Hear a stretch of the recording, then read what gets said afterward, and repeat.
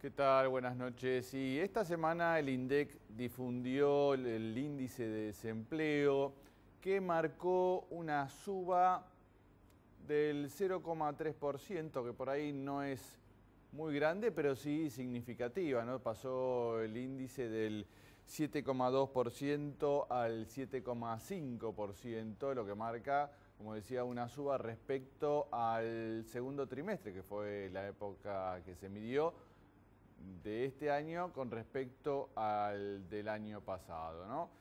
Ya en anteriores programas analizamos la situación que se está viviendo a propósito de, bueno, algunas suspensiones en la industria automotriz, algunas tomaron mucha visibilidad, como el caso de Lear, ¿no? Donde hay también un conflicto gremial fuerte. Bueno, de todo esto vamos a estar hablando con Matías Barroetaveña, que es el secretario de Empleo.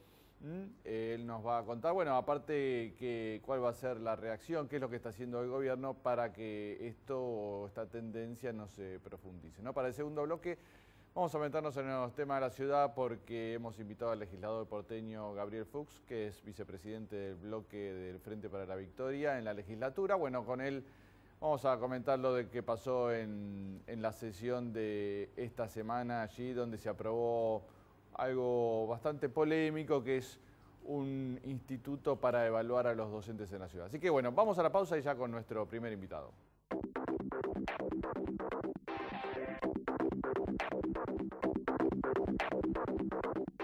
Muy bien, como comentábamos al principio, según el INDEC, la tasa de desocupación del segundo trimestre de este año se ubicó en el 7,5%, que representa una suba del 0,3% respecto al mismo periodo del año pasado, ¿no? Estamos con Matías Barroetaveña, secretario de Empleo. ¿Qué tal, Matías? ¿Cómo va? Bien, ¿cómo estás? ¿Esto preocupa este índice que dio a conocer el INDEC? Este es un gobierno que ha hecho del empleo y del trabajo la principal variable para analizar el desempeño de la gestión. Es decir, en otras épocas se miraban algunas variables macroeconómicas. Nosotros estamos preocupados por esas variables y ocupados por esas variables macroeconómicas, pero fundamentalmente qué impacto tienen sobre el empleo. A lo largo de cualquier política, desde la más chiquita hasta las grandes políticas de este gobierno nacional, uno las puede medir siempre en términos de que generan más empleo y mayor calidad. En ese sentido, lo que tenemos que destacar los argentinos es que tenemos una realidad absolutamente diferente a la de hace años atrás.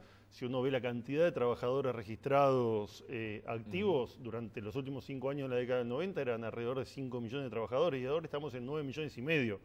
Entonces, hablar de números, yo podría decir que el 0,3 es poco, pero estamos hablando de personas y la verdad es que cada persona que pierde el trabajo, solamente la expectativa de perder el trabajo significa una preocupación importante de una familia y la verdad que minimizar el tema no es lo que queremos hacer. Sí decir que el Estado, como lo viene haciendo, tiene políticas contracíclicas, políticas activas, para minimizar, pero además las características de este modelo, como lo demostró el 2009, es que cuando se vive alguna situación difícil, estas herramientas permiten salir rápidamente. ¿En qué se basa esta suba del 0,3%? ¿Por qué hay más desempleo en este trimestre? Bueno, no hay mayores despidos, esto está identificado a partir del seguro de desempleo contributivo, a partir de encuestas de indicadores laborales, estamos en el mismo porcentaje del año pasado y menor que el año anterior, con lo cual lo que se produce es que no hay la suficiente creación de empleo para poder hacer frente a aquellos que se incorporan al mercado laboral por el crecimiento de la población. Así que no suben los despidos significativamente, no hay una gran suba de despidos. No, ha habido casos puntuales donde lo que sí ha habido, como mencionabas, es el caso de las suspensiones, que son, también uno tiene que poder plantear la realidad de la Argentina. ¿Eso cómo se contabiliza? ¿No se contabiliza como desempleo? Si no, porque están cobrando el salario entre el 70, el 80 o el 90% del salario. En algunos convenios, como en el caso de ESMATA, están previstos. Pero también, por eso digo, para analizar estas situaciones uno tiene que mirar la película, ¿no? Mirar la evolución. Entonces uno dice, bueno, el año pasado se estaba fabricando 1 millón de autos, bueno, ahora bajó, es verdad, ahora el porcentaje del trabajo en el sector es superior a cualquier proceso histórico anterior de la Argentina, y además son personas que están cobrando el salario y también implica porcentaje, también volvemos al tema de los porcentajes, pero que son muy menores dentro del conjunto de la población económicamente activa, ¿no? Hay una tendencia a veces de las empresas a hacer, cuando por ahí el balance no es tan bueno, hacer rápidamente estas suspensiones, ¿o no? Es lógico que se produzcan. Nosotros creemos que el tema de las suspensiones está previsto, está acordado, generalmente son políticas acordadas con Está dentro con los del sindicatos, estatuto de está vecinos, dentro de algunos convenios colectivos, hay Convenios diversas situaciones, pero creemos que hay sectores que son estacionales, hay sectores que además por la dinámica del crecimiento en estos años han tenido turnos y sobreturnos y fines de semana, con lo cual es una realidad. Lo otro es el tema que sí también nos preocupa, pero que nos parece que hay que hacer también una convocatoria a todos, que es el tema de apelar rápidamente al talonario de despidos, ¿no? Claro. Eso no está pasando, pero no queremos que pase. Por eso en el año 2009 el repro funcionó para 145.000 trabajadores.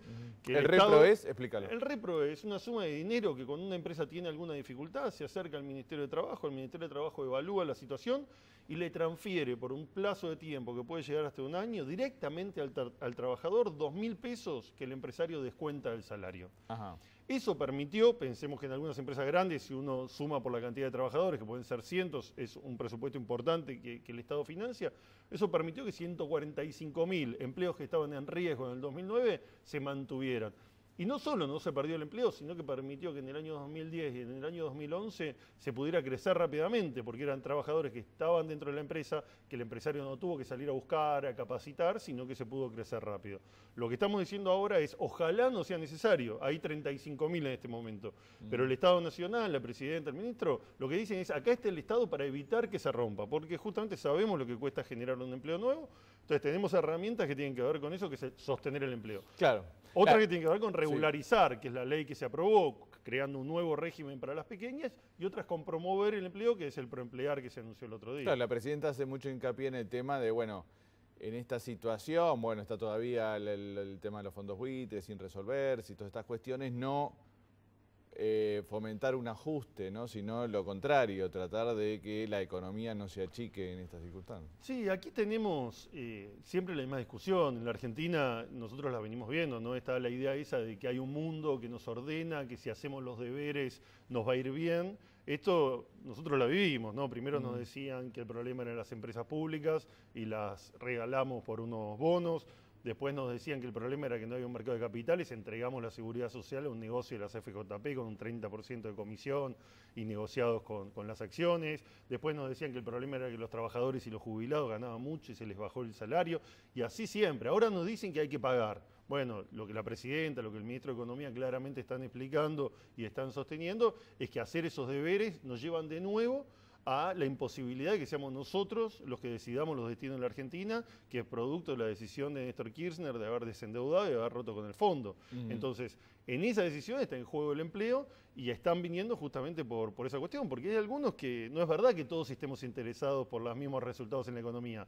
Hay algunos que creen que tener desocupados permite negociar de otra manera con los sindicatos, que creen que es mejor no tener convenios colectivos todos los años, no tener trabajo registrado, no tener derechos de los trabajadores, porque plantean una competencia a nivel mundial sobre la base de salarios precarizados. Nosotros queremos otra Argentina. Vi en alguna entrevista que te habían hecho en los últimos días, porque claro, hablaban de los jóvenes Nini, que bueno, es un tema que también hemos tocado en anteriores programas, ¿no? Es un tema social fuerte que se dio en los últimos meses acá en el país. Y vos hablabas también de los empresarios Nini, ¿no? Dabas una respuesta a propósito de eso. ¿Qué querés decir con los empresarios Nini? Sí, ahí... Nosotros trabajamos con los jóvenes muchísimo. Desde el año 2008 está el Jóvenes con Más y Mejor Trabajo, que es una política que 600.000 jóvenes han participado, muchos de ellos se han insertado en empleos en el sector privado y la verdad que cuando uno los convoca uno ve jóvenes con una gran voluntad de capacitarse, conseguir empleo. Entonces uno ve esos universos donde hablan de 1,5 millones de jóvenes. La realidad es muy distinta, cerca del 60% de ellos o el 70% son mujeres. el 30% son mujeres que tienen hijos de 1 o 2 años, que tienen la asignación universal por hijo, que a veces también toman una decisión de no ir hacia el mercado laboral, más allá de que nosotros los incentivamos a que sí lo hagan y también a que los varones se hagan cargo de las responsabilidades en el hogar y no quede solo en manos de las mujeres. Lo hacemos, pero también es una decisión y además hoy cuentan con ese derecho, pero ponemos el acento en los empresarios. Creemos que hay muchísimos empresarios, todos los días nosotros colaboramos con la inserción y la capacitación dentro de las empresas, sobre todo las pequeñas y las medianas, han generado y han sido un factor de generación de empleo muy importante. Pero hay algunos, como cuando uno escucha a veces al presidente de la OIA señalando culpas y dice, bueno, acá tenemos que hacernos cargo de aquellos que ni invierten ni registran. Claro. Hay muchos empresarios. Vemos al presidente de la sociedad rural, ¿no?, que cuestiona y plantea la recuperación del RENATRE cuando el renatea, bueno, es una herramienta que ha cambiado la historia después de 50 años para mejorar las condiciones del empleo en el campo y encontramos situaciones infrahumanas dentro del propio campo del presidente de la sociedad rural. Entonces, poner también responsabilidades. Nosotros necesitamos de los empresarios, necesitamos que inviertan, necesitamos que registren a los trabajadores, pero no hay que estigmatizar a los jóvenes porque sabemos que hay responsabilidades que en general son de los que más tienen. Son los que ni invierten ni registran. Ni invierten ni registran. Los empresarios ni, muy bien. A propósito del tema LEAR, se dio una situación, no sé si es específicamente tu área, vos sos el secretario de Empleo, pero ahí se da una situación donde hay una conflictiva comisión gremial interna que generó una situación no muy particular, con toma de la fábrica, todo dentro. ¿Cómo está esta situación hoy? No, ahí claramente el Estado ha intervenido, el de la provincia de Buenos Aires a través de su ministro Cuartango, el gobierno nacional con las máximas autoridades. Los trabajadores tienen claramente derecho a elegir sus estrategias dentro de cada una empresa, de cada una de las empresas, pero sobre todo en los sectores industriales hay situaciones que obviamente también pueden llevar a que las empresas decidan irse del país o decidan no realizar una inversión. En ese sentido hay una responsabilidad conjunta que justamente las paritarias, el diálogo social, lo que fomentan es ese diálogo entre empresarios y trabajadores que siempre es conflictivo, que siempre hay tensiones. En el Ministerio de Trabajo, en los medios por ahí se conoce una situación. En el Ministerio de Trabajo hay cientos de situaciones todos los días que se resuelven sobre la base del diálogo y la responsabilidad, porque hay un interés conjunto, que es que se siga generando el empleo, que la empresa siga pudiendo ganar dinero para pagar mejores salarios. Ahora, cuando algunos trabajadores deciden otra estrategia, bueno, después se tienen que hacer cargo de las consecuencias si eso lleva a que algún trabajador después pueda perder directamente el trabajo. El Estado Nacional en este caso se hizo cargo, el sindicato también, y los trabajadores están en un proceso donde la empresa vuelve a abrir y donde pueden elegir a su comisión interna y definir cuál ellos, los propios trabajadores, es la mejor estrategia gremial para poder continuar teniendo trabajo y poder seguir mejorando sus condiciones como fue todos estos años. Muy bien. Matías Barrotaveña, secretario de Empleo, muchas gracias por estar aquí. No, muchísimas gracias a vos. Vamos a la pausa y seguimos.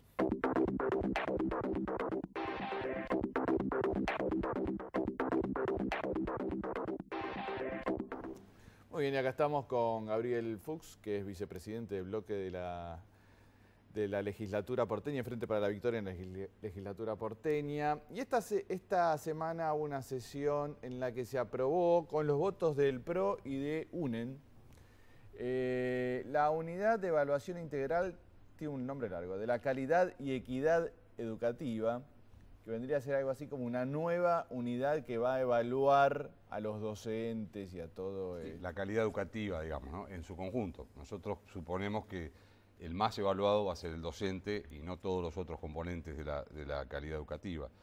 Bueno, primero fue una votación rara porque UNEN, que preside la comisión, el legislador de UNEN, tenían un dictamen totalmente diferenciado de lo que el oficialismo venía planteando, y en la sesión se dio una homogenización rápida de una negociación que en realidad lo único que hizo fue, a nuestro modo de ver, fortalecer el proyecto original que el PRO había presentado. Este tipo de proyectos tiene mucho que ver con la ideología del gobierno de la ciudad. Es decir, son proyectos muy típicos de los 90, de generar organismos autárquicos y externos que evalúen y que no tengan, con una cierta asepsia, que puedan generar insumos para mejorar la calidad de la educación o de otras es un organismo autárquico. Es autárquico. Claro, está esa idea de cómo es una gerencia. Sí, bueno, el gobierno de la ciudad ha llenado de gerencias el Estado de la ciudad. El Estado de la ciudad tiene hoy tantos ravioles y subravioles y lugarcitos y gerencias y organismos autónomos, porque es una manera también de debilitar el rol de cada uno de los estados. Yo tengo presente ahora, y me viene a la memoria, la oficina de lo que es defensa del consumidor de la ciudad, que es un tema absolutamente en boga, que ahora se ha pasado a ser una gerencia, es decir, un organismo que tiene, no importa el nombre tanto, pero sí importa lo que uno quiere decir atrás de ese nombre, que además está ocupada por comisarios retirados, no por... ¿Se llama como gerencia? Se llama, sí, tiene gerencias, no recuerdo, se llama defensa del consumidor, pero su formato es un formato de gerencias y subgerencias. Gerencias y subgerencias que también Macri quiere imponer en las comunas a través del decreto 251 para que las comunas se gestionen a través de una lógica gerencial. Eso lo que hace es atomizar el Estado. Claro. Es como instalar pequeñas empresas privadas claro, en vez de... organismos autónomos de gestión con una idea de reforma continua y de mejora continua. Toda una jerga muy bancomundialista, muy clásicamente usada. Esa idea de que todo tiene un mecanismo de control. El instituto que se aprobó ayer deja peligrosamente la puerta abierta también al sector privado, a que el sector privado pueda, a través de mecanismos de donaciones, incidir también en la lógica de la educación. Ahora, yo quiero dejar en claro una cosa, no se puede no discutir la calidad educativa. No estamos diciendo, ¿no?, que no hay que discutir la calidad educativa, creo que hay un reclamo social, creo que en la propia Ciudad de Buenos Aires la educación privada ha tenido un crecimiento mayor que la propia tasa, no la tasa vegetativa, sino en términos relativos y comparativos. Creo que hay una demanda. Hay como un desmedro de la escuela pública en pos de una... También tiene que ver con que muchos sectores populares también crecieron en su capacidad y decidieron que lo mejor para sus hijos era eso, pero todavía, por supuesto, la escuela pública sigue siendo una fortaleza y de una dinámica muy importante, pero está claro que hay una demanda de la sociedad para discutir la calidad educativa. No nos podemos solamente mirar lo que el macrismo hace, sino que nosotros reflexivamente tenemos que tenerlo en claro. Ahora, sí, aparte de los últimos análisis que se conocieron respecto a la educación argentina dieron más bajo, ¿no? Entonces está bien que se haga, se fortalezca lo que sea la evaluación, pero lo que está en discusión es de qué manera, ¿no? Sí, acá lo que parece estar en la mira es el docente como único causante o como único problema o como única situación a resolver o a ajustar. Los gremios se opusieron mucho. Los gremios se opusieron mucho, sí, y bueno, y muchos actores se opusieron mucho. Igual, yo creo que el gobierno de la ciudad, el macrismo, el PRO, no quiso dar un debate muy abierto. Esto, si bien es cierto que es un proyecto que estaba en comisión, que venía de antes, yo creo que ameritaba un debate público mayor al que se dio. Creo que podríamos haber encontrado lógicas de evaluación. Lo que no estamos nosotros de acuerdo es que esa autarquía, esa supuesta asepsia, en realidad lo que va a hacer, a nuestro modo de ver, es medir en términos de desmedro la educación pública y no en términos de una mejora. No parece haber una intencionalidad política por la forma en que está planteado. Y además no es una sospecha abstracta, vuelvo a lo de antes. Esas lógicas de autarquías y asepsia son lógicas que debilitaron al Estado. Claro. Siempre se usaron para debilitar al Estado. Basta leer los documentos del Banco Mundial, del Fondo Monetario, relativo a cómo deben funcionar los Estados, esas lógicas de control interno. Así que bueno, nosotros nos opusimos y también creemos que... Llamativo que sea UNEN, ¿no?, y que haya apoyado esta vez, que me acuerdo que en algunas otras votaciones la gente de UNEN había acusado el kirchnerismo de cogobernar con el macrismo y esta vez fue al revés. Y justo cuando se está hablando de un posible acuerdo Macri... Fue muy claro ayer, yo creo que eso es la otra lectura política, no tiene estrictamente que ver con el... Me parece que ayer se puso en marcha un mecanismo de demostración de afinidades ideológicas que puedan permitir una futura negociación política. ¿Qué es lo que quiero decir?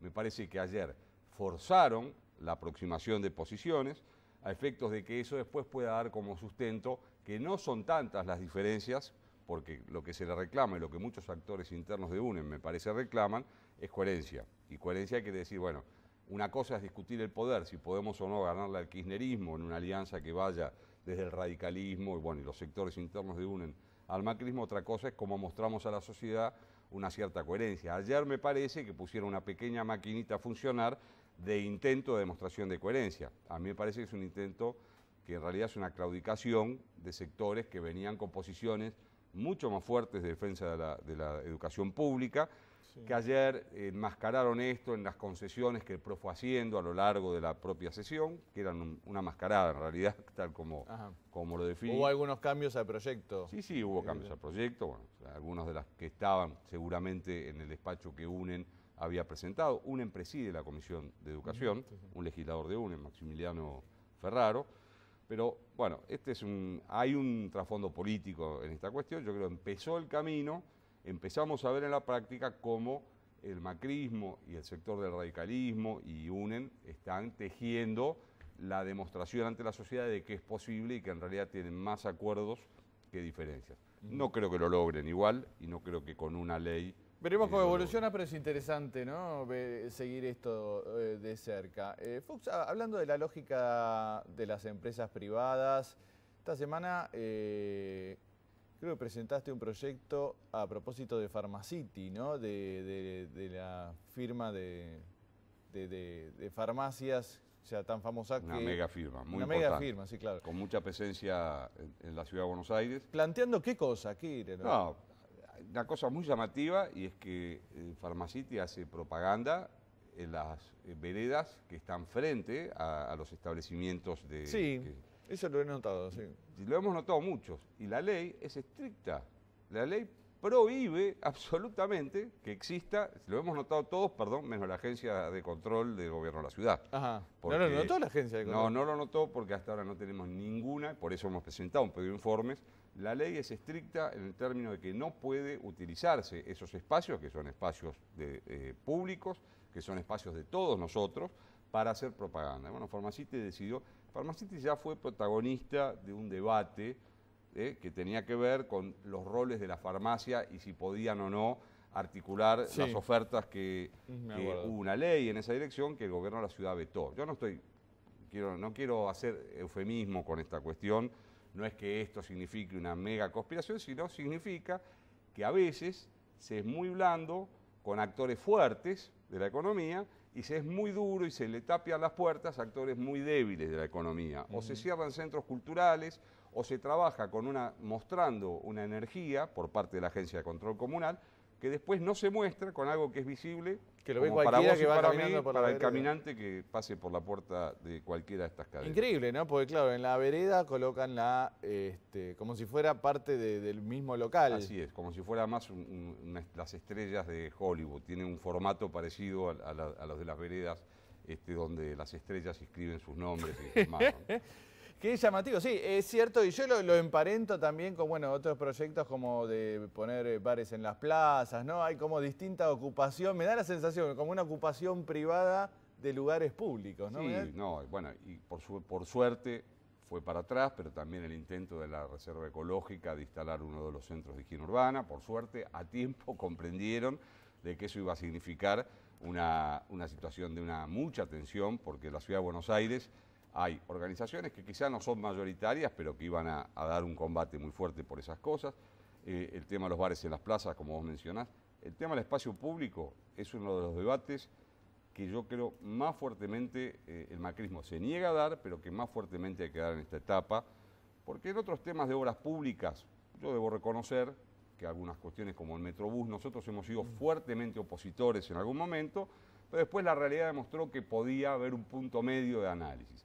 Ahora, en el tema de la ocupación del espacio público no hay un punto medio de análisis. Las leyes son estrictas y cuando se viola una ley, la Agencia de Control Comunal debe intervenir. Y yo creo que obviamente o no camina por la ciudad o no tiene inspectores, como en el caso de Pharmacity, o están haciendo omisión por las dudas, porque Pharmacity, porque es empresa contra la que yo no tengo nada puntualmente y contribuye a la economía y seguramente genera empleo, pero las reglas son para todos. Igual así como contribuye a la economía, seguramente muchas pequeñas farmacias también han tenido que cerrar a lo largo de estos años, producto de la expansión de estas cadenas y de estos grupos concentrados, ¿no? Muy bien, Gabriel Fuchs, vicepresidente del bloque de la legislatura, de Frente para la Victoria en la legislatura, gracias por estar aquí. No, por favor. Nosotros nos despedimos, chau, hasta el viernes que viene.